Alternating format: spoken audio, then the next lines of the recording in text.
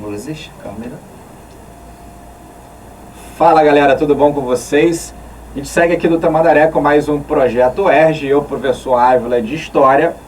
Eu sou o professor André Manta, de Geografia, e nós vamos hoje falar um pouco da nossa cidade e do nosso estado, Rio de Janeiro.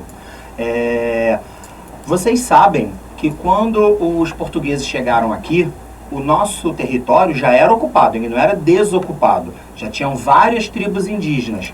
Tamoios, por exemplo. Quais outros, Ávila? Tupinambás.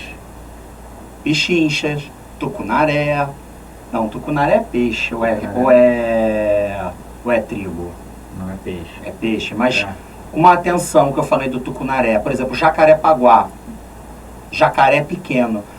O que é uma toponímia? Toponímia é o nome de um local. Rio de Janeiro, São Paulo, região sudeste, região nordeste, tem muitos locais com nomes indígenas. Por exemplo, Campos dos Goitacazes. Por quê? Goitacazes eram os índios que habitavam o norte fluminense. Então nós temos vários lugares que têm nomenclatura indígena. Por exemplo, Copacabana antes era Sacopenapã. Então imagina só você chegar até Sacopenapã. Você é a Nova Iguaçu, Machambomba. Então, mas vamos voltar um pouquinho. Quando os portugueses chegaram aqui, eles chegaram na Baía de Guanabara. Só que eles achavam que a Baía, na verdade, era um rio. Porque a Baía de Guanabara é estreita na sua entrada e ela fica maior ao fundo, com algumas ilhas, como a ilha de Paquetá, Brocoió, a ilha do Governador, que é a maior delas, e pequenas outras ilhotas, que eles foram ocupando e povoando. Por quê? Porque era mais seguro ficar nas ilhas do que no continente, onde eles ainda não sabiam o que esperar. Depois, com as outras expedições, eles vão perceber que não se tratava de um rio, mas sim uma baía.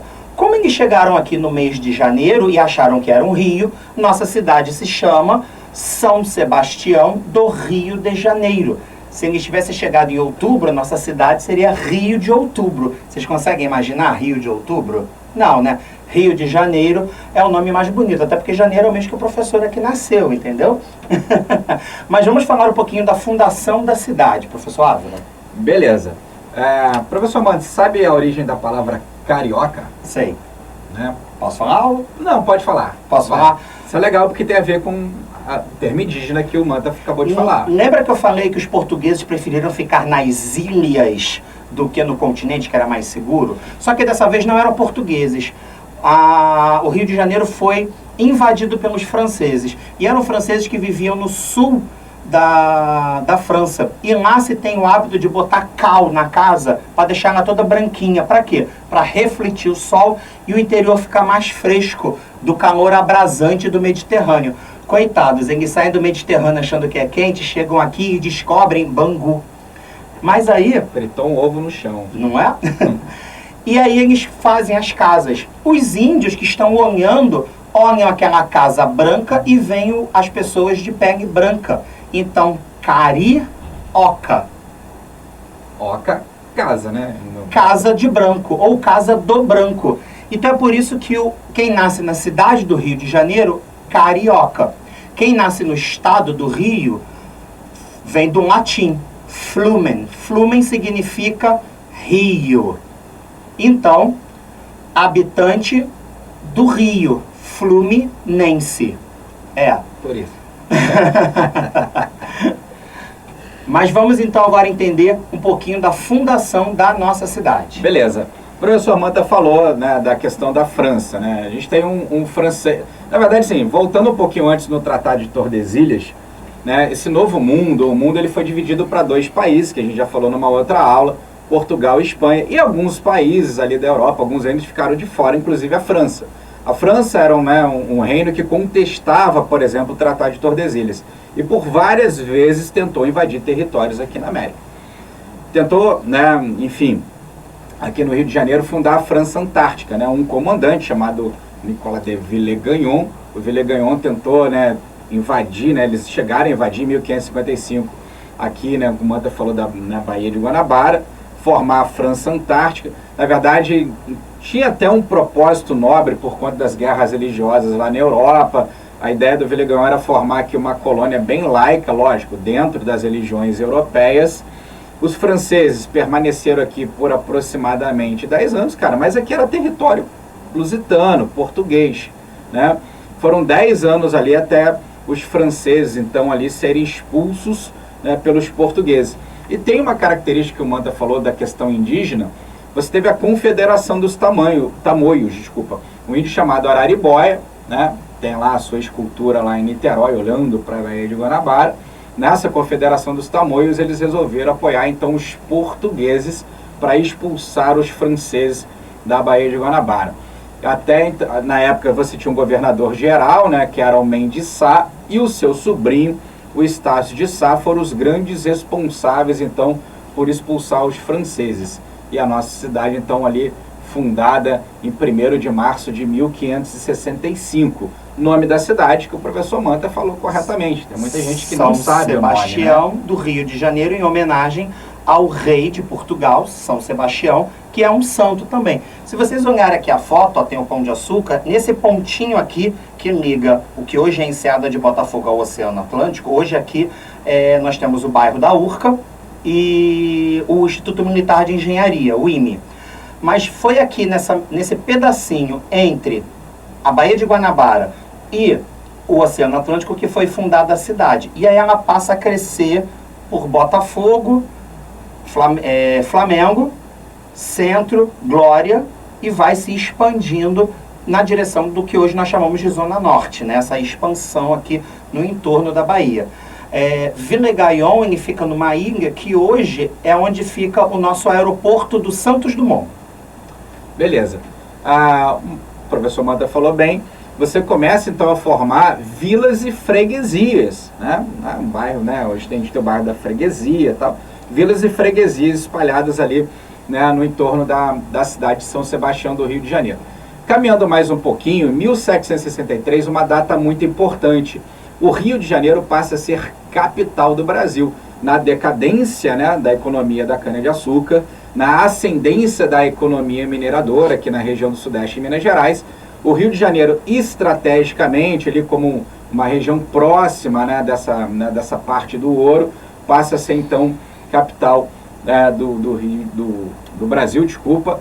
A partir dali o Rio de Janeiro ganha uma importância, não só dentro, né, dessa integração Nordeste, Sul, Sudeste, né, e Centro-Oeste, mas também uma importância internacional. A cidade passa a receber, né, negociadores, empresários, né, praticamente da Europa que vinham negociar o ouro brasileiro, né.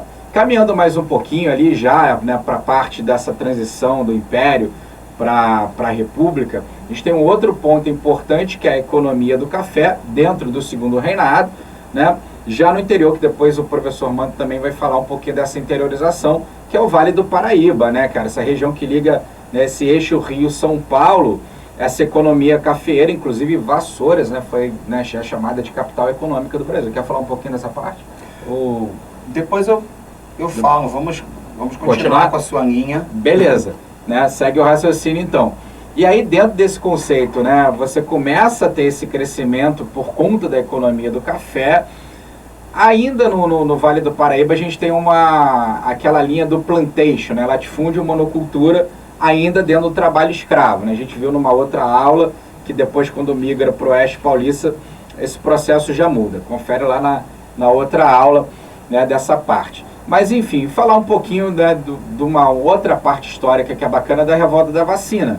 Né? Final do século XIX e início do século XX, o Rio de Janeiro vai ser assolado, né, por algumas epidemias, a varíola, a febre amarela, né, a malária, né? E naquela época, ainda como o Manta falou, do crescimento da cidade ali na área central, você não tinha muita higiene, eram aqueles sobrados, e essas doenças então se proliferavam na cidade.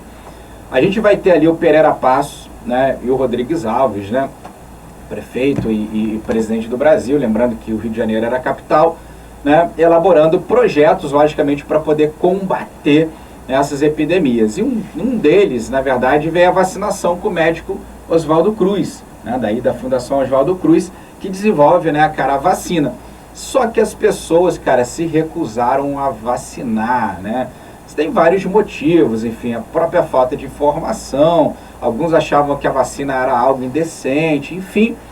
Mas o governo decidiu, então, vacinar à força, uma vacinação obrigatória. E aí cria o famoso bota abaixo, né? Que literalmente, cara, era algo, né, naquele momento arbitrário para vacinar as pessoas. Houve reação, a famosa foto aqui, ó, do Oswaldo Cruz com a seringa. Essa foto cai bastante em vestibular, o professor Manta aqui que né, não me deixa mentir nesse exato momento, né? Que é uma chargezinha, galera. O ERJ, cara, ou outro vestibular, tem que saber interpretar essas figuras, charges, imagens. Isso, né, você não vai fugir. Então tem que entender o que aquela imagem está te passando. Isso aqui é uma clássica da revolta da vacina, né? E aí uma outra característica, né, da revolta da vacina é um outro projeto, porque essa revolta está ligada não só ao saneamento, mas à urbanização do Rio de Janeiro. Cidade, né, recebendo, né, como eu falei, empresários, já visitantes do mundo inteiro. Você precisava literalmente urbanizar o centro do Rio, que é por onde esses viajantes passavam, não tinha avião, então eles chegavam pelo porto, e aí você cria um projeto de destruir, derrubar os cortiços do centro da cidade para construir o que a gente chamou de Avenida Central, hoje ali mais ou menos a Avenida Rio Branco. Isso traz uma consequência, sim, de progresso, mas também traz um outro problema, a chamada favelização. Porque aquela galera que morava nos cortiços foram levados para o subúrbio. O Manta depois vai falar dessa questão do subúrbio, né? Só que nem todo mundo, galera, vai querer ir para o subúrbio. Uma galera, então, começa a ocupar ali, né, os morros, né, intensificando o processo de favelização, né? E aí, né, um dos problemas, talvez, aí da geografia, né, dessa parte geográfica da cidade do Rio de Janeiro, né, cara? É o que chamam, né, o morro e o asfalto, né, ali bem integrados, diferente de outras capitais, por exemplo, São Paulo, por exemplo, que é bem, né, afastado. O Rio de Janeiro acaba integrando, né, o que a gente chama de morro e asfalto. Não é isso, Manta? Exatamente. E favela é, na verdade, uma planta que tem no topo dos morros. Então, você vai morar na região das favelas. Por quê? Porque é onde tinha aquela planta. Eles tiveram que cortar aquela planta e construir as casas. Por que eles vão ocupar o morro, a encosta? Porque simplesmente eles não querem pegar o trem, que é caro e distante, para voltar a trabalhar no centro. Então, o que eles vão fazer? Eles vão ficar próximos daqui. Aí, deixa eu... Aqui é Cabo Frio. Ávila, chega só um pouquinho para lá. Aí, perfeito. Ó. Eles vão sair daqui do centro, eles não vão querer vir para a Zona Oeste ou para a Baixada. Eles vão querer ficar por aqui. E aí eles vão fazer o quê? Vão ocupar os morros, vão ocupar as favelas. Na maioria das cidades do mundo, a população rica está no topo e a população mais pobre, desassistida, está nas partes mais baixas. Somente duas grandes metrópoles têm essa inversão. Rio de Janeiro e Nápoles, na Itália, onde o pobre está no morro e o rico está embaixo. Isso por questões históricas e geográficas também. No caso do Rio de Janeiro, a população, quando perde os seus cortiços, que é, inclusive na aula de literatura, o livro O Cortiço explica isso também, como era a vida no cortiço, e aquilo ali acaba. E as pessoas que são quase famílias querem continuar juntas. Então elas vão, inclusive, uma ajudar a outra na construção dos primeiros barracos, das primeiras favelas do Rio, que hoje nós chamamos de comunidades, mas antigamente se falava esse nome, favela. O Rio de Janeiro, então, como a Ávila falou, durante a economia cafeeira, o café vai sair daqui, que é a região dos Lagos, Rio de Janeiro, ela começa a ser plantado aqui, vai ser plantado no município, tanto que nós temos Engenho de Dentro, Engenho Novo, Engenho da Rainha, onde primeiramente se moía o açúcar. Com o declínio do açúcar e a ascensão do café, eles começam a plantar café. No bairro da Taquara, onde tem uma das unidades do Colégio Tamandaré, aqui era um grande cafezal. Era o cafezal do Barão da Taquara, que hoje em dia é uma área urbanizada. mas isso aqui era um grande cafezal. A própria Floresta da Tijuca, que é o maior parque urbano do mundo, ele é uma floresta secundária. Ela foi toda plantada, aquilo ali era um cafezal. Só que começou a faltar água na cidade. Por quê? Porque os mananciais estavam lá em cima. O que que Dom Pedro II fez? Ó, pega aquilo ali, tira o café e volta com a floresta. E aí ele vai colocar elementos da Mata Atlântica e elementos que são espécies invasoras importadas, mas que são de gênero tropical. E aquilo ali vai criar-se uma floresta. E vai influenciar, inclusive, no clima da cidade. Mas o café, que era a bomba econômica, ela vai continuar migrando. Ela vai para o Vale do Paraíba, chega até São Paulo, vai para Minas Gerais, Goiás, e o século XIX é o século do café. O Rio de Janeiro, que era a capital da colônia, vira capital do Reino Unido de Portugal, com a chegada de Dom João VI, como a Ávila falou. O que ele faz? Ele abre os portos. E o que é abrir os portos? Todo mundo pode vir. Só que se todo mundo pode vir, vem comerciante, vem empresário, mas também vem pessoa doente. Então eles tinham que deixar os navios fundeados na Bahia de 15 a 45 dias antes de desembarcar. E aí tinha que desembarcar, passar por uma triagem e aí seguir para o interior. Isso traz algumas doenças que não existiam no nosso país. É uma porta de entrada, que eram os navios. O que hoje em dia é feito pelos aviões. Né? A Covid, que vocês têm que estudar para a UERJ, a dispersão geográfica da Covid na nossa cidade. Por que o Rio de Janeiro é uma porta de entrada? Por que toda vez que aparece o Jornal Nacional, aparece o mapa do nosso estado com algum destaque?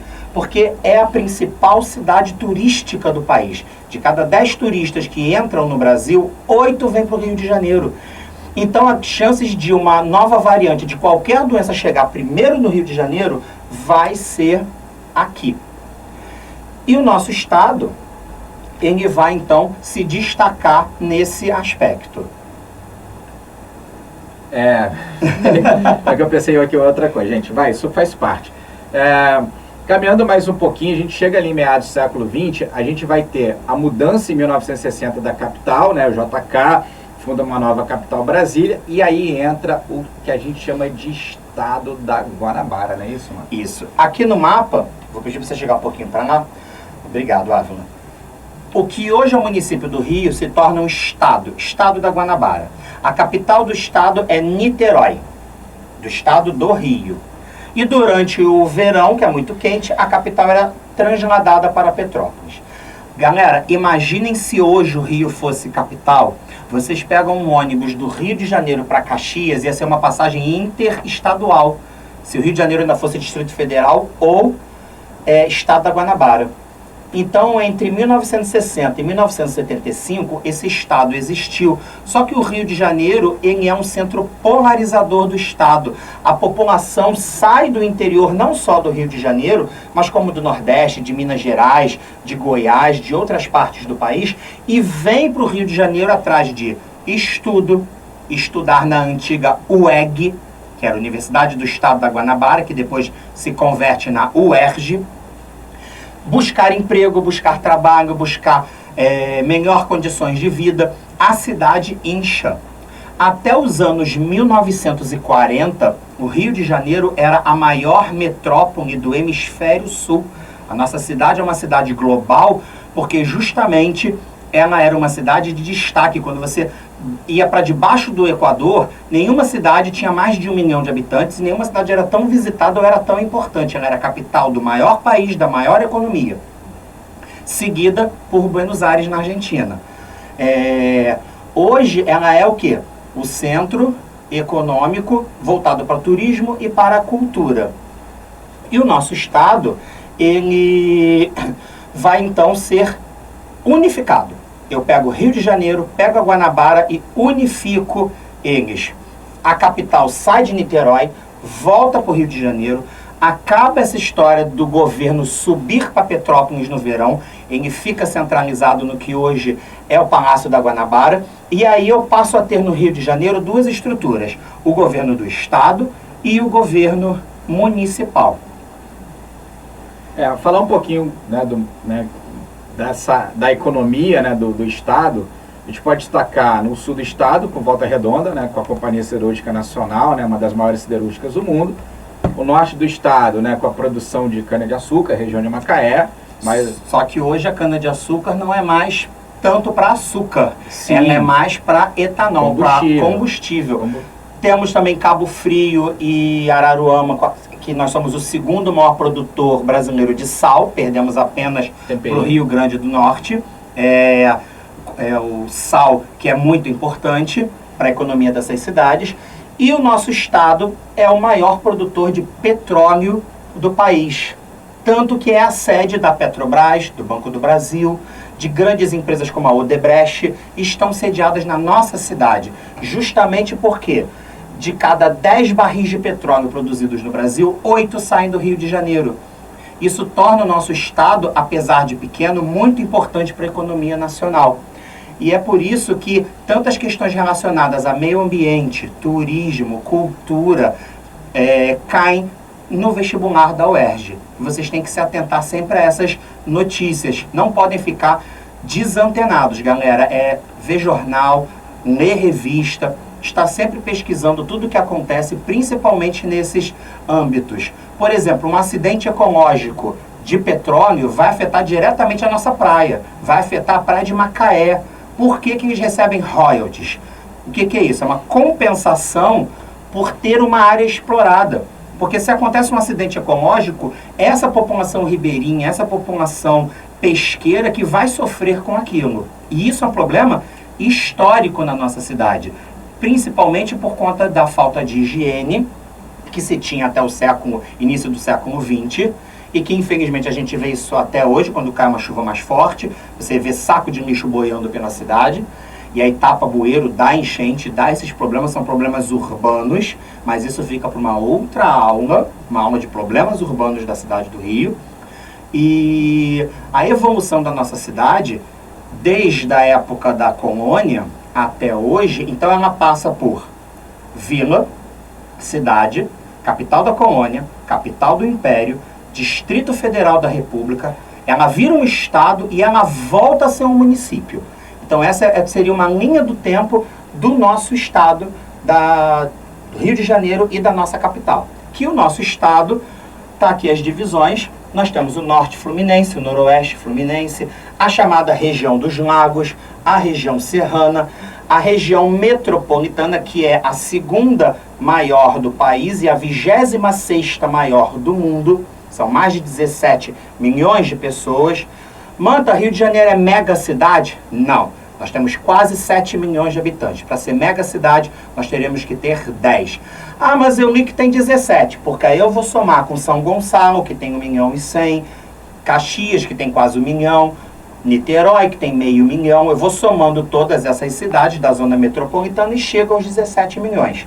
E vou ter a Costa Verde, onde inclusive estão as 2 únicas usinas nucleares do nosso estado, que estão construindo a terceira, e o Ávila falou da CSN, a Companhia Siderúrgica Nacional, que está aqui no sul fluminense, no Vale do Paraíba do Sul. É minha terra, Volta Redonda. Ah, é? Voltasse. O segundo time.